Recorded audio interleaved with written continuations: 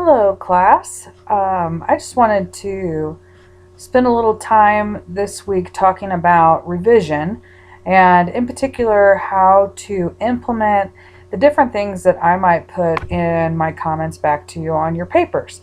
So, I know that we are drafting this week and getting ready to turn in the final paper. So, I thought that going over a little bit of the technical side of these markups that we see in the Microsoft Word documents I send back to you, I thought it might be helpful to go over how to use a quick way to fix some of the mistakes that I might have noticed that you might not have.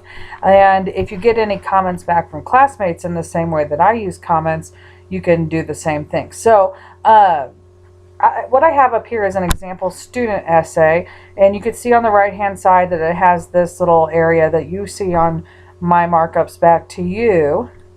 And as we scroll down, you'll see my comments, but you'll also see my changes. So things that I have changed in the document. You might see that happen in your own papers where I change something rather than just make a comment about it. Or other things, I might add some stuff in the text. So there are ways to implement these little elements on the right hand side of the page without having to retype your paper. So I thought I'd go over that today. So hopefully everyone's having a great time as you're getting ready for Thanksgiving and working on your drafts. So basically what you would do if you want to implement something that I've done to your paper, such as here, what I did, the student had a retrieval date in the in-text citation, when instead, if you don't have the author's name, you would use the title of the work in the in-text citation. So what you come over here and you just click on the comment, and then you have in a Microsoft Word document up at the top, there are several of these menu options. So generally you're going to see this one as you open a document, but I'm going to go to the one that says review. And this is where we would see, I'm going to turn this off, your spelling and grammar check, where you can add comments. Excuse me, sorry, I'm a little cold. And there are lots of different things here that you may or may not know what it means. But a really quick way to implement some of these strategies that you see that I have done to your paper would be to come over here to this accept and reject area. So we're going to actually accept the change. My comment goes away. You could actually even come over here and accept all changes in the document, and then it would go away completely. Now my comments are still there, and you can actually change this to final, and then you don't see my comments at all. So it's a very quick, easy way to change things. Now, of course, when I go to grade your paper, I might see those comments still. So you can actually take away my comments. You just click on the box, and then you press the reject button, and you can just go through. You could go through and reject all changes. We're not going to reject all the changes because you just accepted a bunch. So you can actually go through and just reject the comments as I'm doing now. There are no comments. There are no changes made where you can see them in the paper. So it's a really quick thing.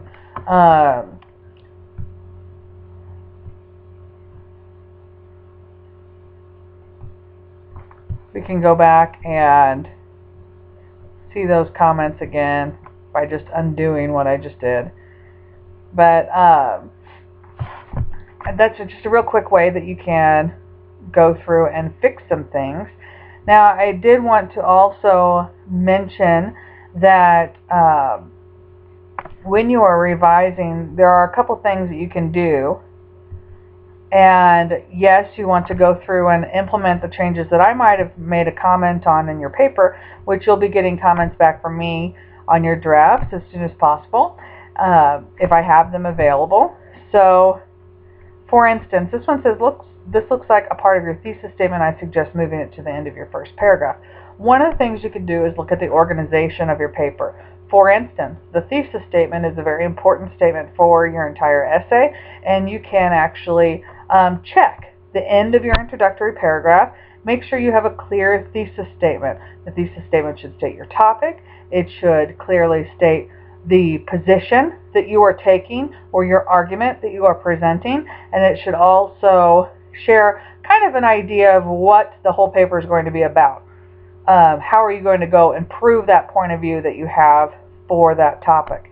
And it should be the last one or two sentences at the end of your introduction. So that's a real quick way to look at revision. Do you have a clear thesis statement? Do you have an introductory paragraph? Do you have a conclusion paragraph?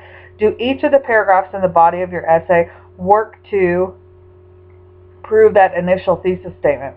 And then you can do a couple different things. So if you are editing, one thing that I like to do when I edit my own papers is to start from the bottom. So a lot of times when we are writing papers like what you're doing now, you have seen this material over and over and over again because it's your paper and you have written it and you have revised it and you have looked over it several times. So your brain becomes accustomed to the information that you are trying to present. And it also becomes accustomed to fixing your mistakes without you actually noticing that you're doing it. It's an amazing little thing that we have, our brain.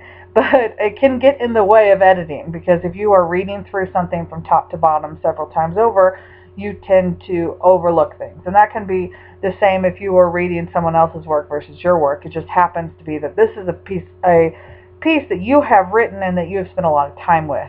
So to break up and to kind of trick your brain, one of the things you could do when you are editing is to start from the bottom and move upwards. So start with the very last sentence in the paper and look at that for mistakes. So I hope I have listed enough evidence to convince you smoking is a horrible thing to get into and that it can ruin a life.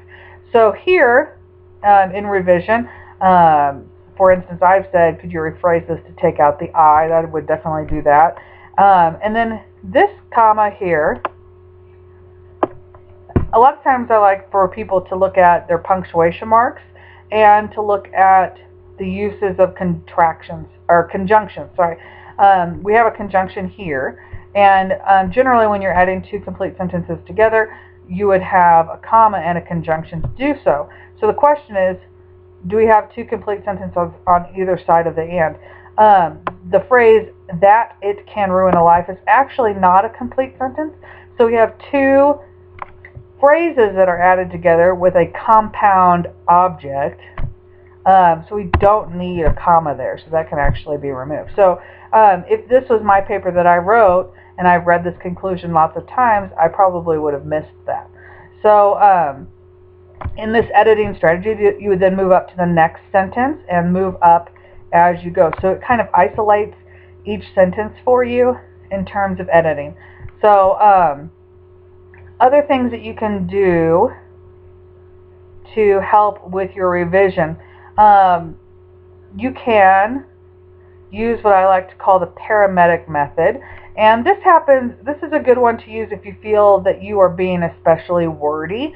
So for instance, in this paper, we have a very long paragraph from page 1 to page 2. You can see it's extremely long.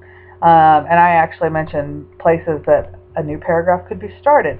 So, but you could look for wordiness. And one way to do that would pick a particularly wordy sentence. I don't expect that you would do this particular type of editing strategy with your whole paper because it can get a little overwhelming.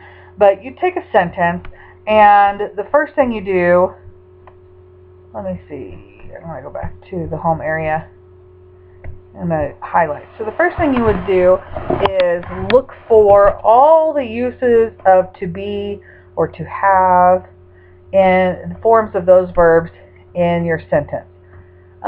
So I'm just going to choose the second sentence here. And I'm going to highlight all the uses of to be or to have.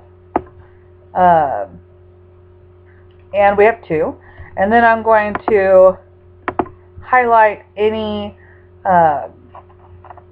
words or phrases that are prepositions. And this might be helpful to you. Should have a Google page already open to know what a preposition is, and you can actually easily do a search for prepositional words. Except for I can't spell.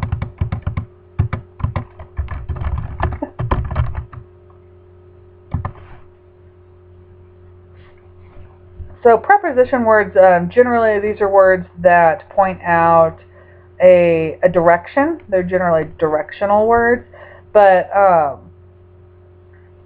these prepositions can be overwhelming for a sentence if you use them too often. So this is a list of prepositions, and you can use this. You could go and Google prepositions, and you could find any website that would have a list of prepositions. But we're going to go through the paper and then find all the prepositions in that particular sentence, and there's a purpose for it.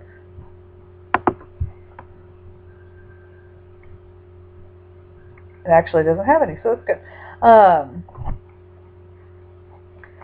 I would even say that you might think about highlighting the words that, because that is used over much. But once you have done these highlighting, you highlight the preposition, you highlight the verbs to reduce wordiness and to make your sentences more active. You would then remove those highlighted words and change them for something more active. So here we have, I am sure you have all heard the claim that smoking causes cancer, and that claim is true. So instead of using I am, we could delete that completely.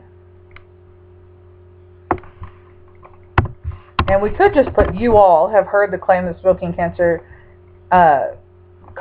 causes cancer. We could totally just leave it there, and it would be fine. And then it's not necessary that you have to get rid of all of the words. If it makes sense for the sentence to use is, and you can't think of any other thing, that's fine. But this is really meant to reduce wordiness. So sometimes these smaller verbs, to be, to have, can make the sentence less active and more passive. And so it's often a good idea to remove those things. It's not necessary all the time, but it can. So here we have reduced wordiness because we took out that first phrase.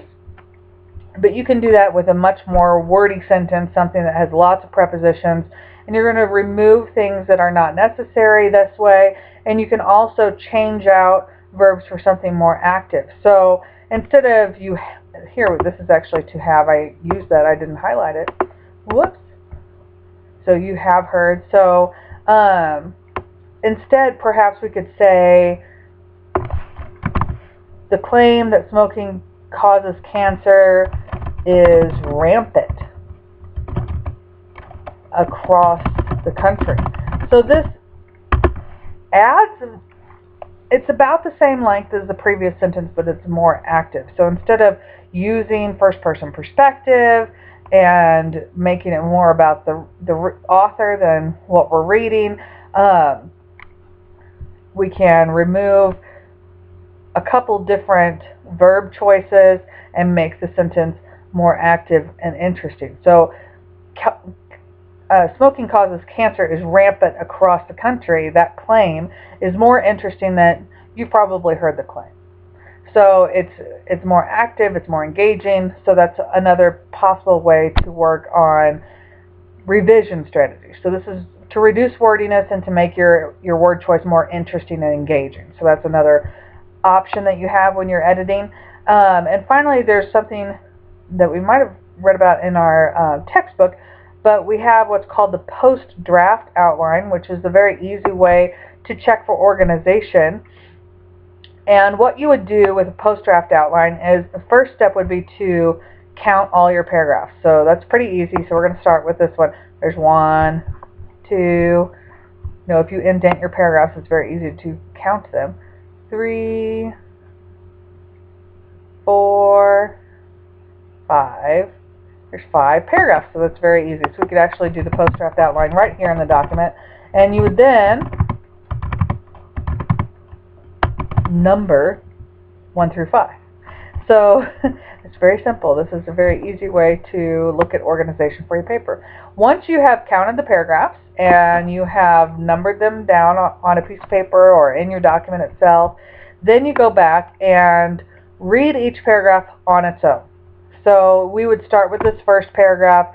We would read the whole thing, and then after you read the whole paragraph, come up with a sentence that summarizes the content of the paragraph. So this should be more than just the topic sentence of the paragraph. It should not just be a copy and paste kind of thing from the paragraph, but it should really be a simple summary of what the paragraph says. So you're breaking up your reading into just paragraphs, one paragraph at a time. If you wanted to, you could do this kind of like that backwards editing. You can read the paragraphs out of order, and that can also help you in terms of seeing your paper from a new perspective.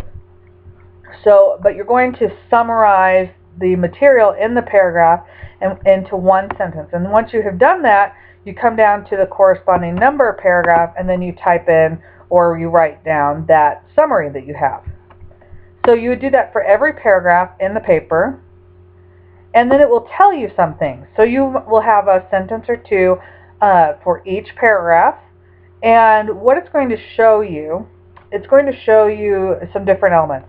Once you read, if you read, numbers 1 through 5 together, you'll see if the paragraph is if the paper is organized. Do the points flow well together? Are the main points being made working well to prove that main idea that's presented in the introduction? Does the conclusion work well? So you can kind of look at the overall organization of the whole paper. Another thing it can do is you can help notice if your paragraphs are organized in and of themselves. So for instance, if we read this very long paragraph that happens on page 1, we can then determine that the paragraph's too long. So first off, we'll go ahead and read this one. So first off, I will start with the effects of smoking dealing with the health of a smoker. The claim that smoking causes cancer is rampant across the country, and that claim is true. Smoking can cause up to 14 different types of cancer, such as lung cancer, mouth cancer, bladder cancer, kidney cancer, and stomach cancer. According to the medicalnewstoday.com, studies show that 90% of lung cancer patients develop their diseases because of smoking. Lung cancer is one of the most common cancer deaths in the world. According to the Cancer Research of UK, every 15 minutes a person dies in Great Britain from lung cancer. Now, why does smoking raise cancer risks? Well, scientists say that there are over 4,000 compounds in cigarette smoke, and most of them are toxic and carcinogenic. They cause cancer. Some of these toxins in the smoke are nicotine, tar, and carbon monoxide. Yet, cancer is not the only health effect that smoking causes. The respiratory system of the body and the normal breathing of a person can be affected. eHow.com states, smoking decreases lung capacity and can lead to shortness of breath. It can also cause or aggravate a number of other conditions, including coughing, sinus congestion, bronchitis, and asthma. There are many other effects of smoking on the body, such as clogged arteries that can cause heart disease, loss of taste, loss of smell, and stroke. Smoking can also affect your outward appearance by yellowing of the fingers caused by the nicotine, yellow or brown teeth, bad breath, and aging of the skin. Another bad effect of smoking is the addiction of nicotine to the smoke. Nicotine alters the balance of chemicals in your brain, and when those chemical levels change, your mood and concentration levels in your brain change. Many smokers may find this enjoyable, and they get addicted to the feeling.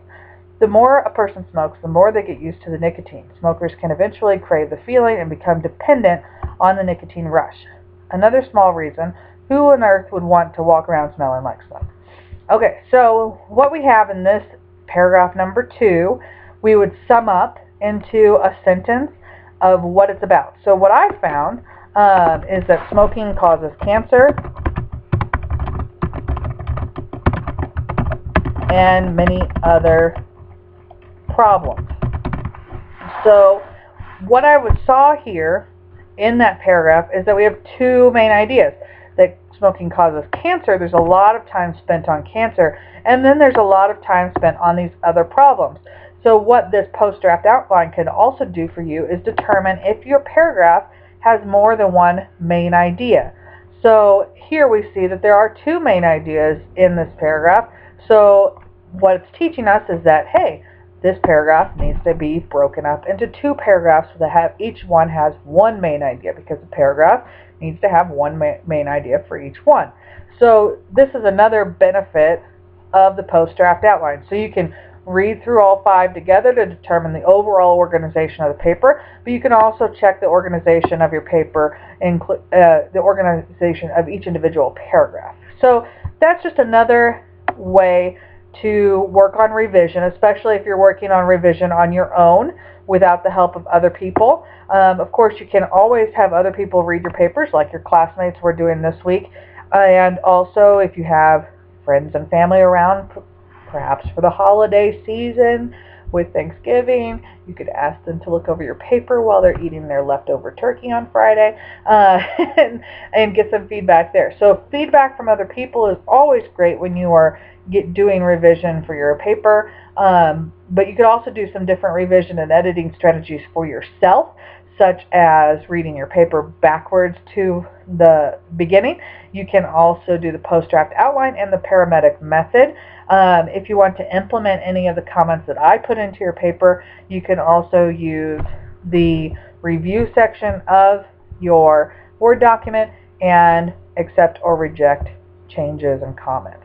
So if you do have any other questions as we move throughout this week, please let me know. I will be with family and friends as well this holiday, but I'll have my computer with me, so I will be able to check email, and I will have my cell phone with me, so you're welcome to give me a call or shoot me a text. But do expect that there might be a little bit of a delay on my response to you. But thank you so much. I hope you have a great holiday, and I look forward to reading your papers as they come in. So thank you very much, and have a great week. Bye.